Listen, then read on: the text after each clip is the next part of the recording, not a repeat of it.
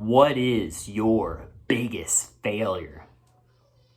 Oftentimes, if you make it out alive and you're not incarcerated, it could be a catalyst for growth.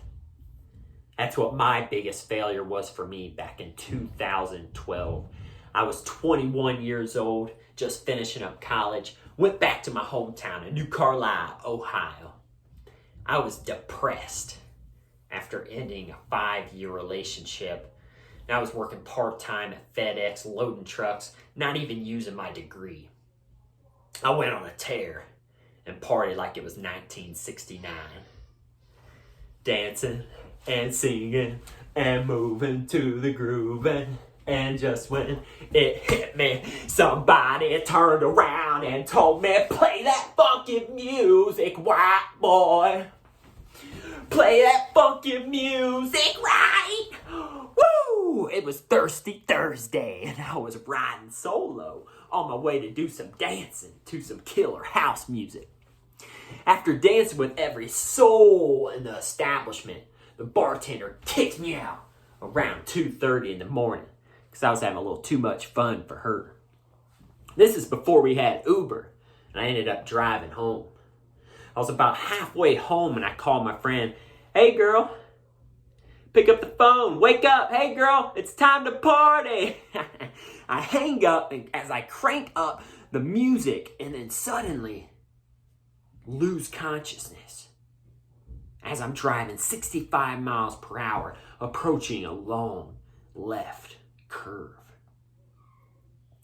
Now, during this period of my life, I was going through an atheist phase that a lot of college students go through. We're all prone to groupthink or social conformity. Anyways, I regained consciousness as my car is off the road in the grass and the car's shaking so fast that I can't even see. But I squeezed the wheel with both my hands and slammed the brake as hard as I can. And all I could think to do in this moment start praying. Please God, please God, please God, please God, please God. As I'm headed into a forest, trees everywhere. Please God, please God, please God. There's loud noises, vibrations, the car's shaking, branches are breaking, trees are falling, the angels are calling.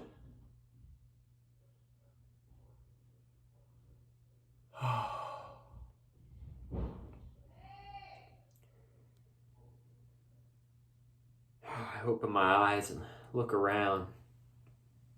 The car is totaled. It's flipped on its side. But somehow, I don't have one scratch on my body. But I had a lot of shame. I had hit rock bottom, and it felt like a bottomless pit. This was my big wake-up call. And I chose to learn and grow. My brothers have been trying to get me to come to Chicago for the previous 6 months, and I saw this major failure as a sign that it was time to connect. Since coming to Chicago, I have been blessed with love and success that I never could have dreamed of. My biggest success was a few months ago. I married my wife, Raquel, who I met in Chi-Town. And that would not have happened if it wasn't for this major failure and my decision to learn from it and grow. You see, it's not about what you go through that determines where you end up. It's who you listen to. And after that wreck, my stepfather, Doug, sat me down. We had a long heart-to-heart. And he said, Ryan, you fucked up. But I believe in you. And I know you're going to go on to do great things in your life. I am grateful to always have family to catch me when I fall. Man, do I love to fall. But when I say it's not about what you go through that determines where you end up, it's who you listen to, I'm talking about that voice in your head. Which voice will you listen to after your next big failure? Will it be wisdom or will it be worry? Will it be gratitude? Or will it be grumbling? Will it be blame? Or will it be faith? Never give up. Never lose faith. For when you find your truth and trust in that, you will walk your path and never look back. You can drop the victim consciousness that's attached to your failures and rise up to a cosmic consciousness defined by connection and truth. Dr. Johann Boswinkel said the truth has 144 sides. Shoo! Well, that explains why my wife always thinks she's right. But it also makes me less judgmental, knowing there's 144 ways to perceive the truth, and they are all valid. This is most evident within religion, but we can apply this to all aspects of life. This allows us to open up to forgiveness and acceptance of each other to live our truth. Because ultimately, there's only one fundamental truth. We are not just human flesh.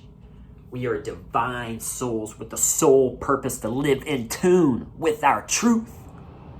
And we will fail, and we will grow along that journey. In conclusion, we have reached our collective car wreck, our collective colossal failure. We have traveled a wild ride of unawareness and self-indulgence for so long that we haven't paid attention to the road we've paved towards mental illness, climate crisis, cultural bias, racism, homelessness, poverty, infertility, you name it. And now, the pandemic. We have hit our rock bottom, and we are trapped with these mandates that void our divine rights built into our Constitution by our forefathers. And we are forfeiting those rights when we continue to comply. The International Alliance of Physicians and Medical Scientists, 16,000 doctors and scientists across the entire globe signed a declaration that said we should not jab children. It is too late to escape this accident without a scratch. But we could choose to not lose faith and listen to these warnings. Will we learn from this collective failure? The time is now to rise up in cosmic awareness through connection and truth.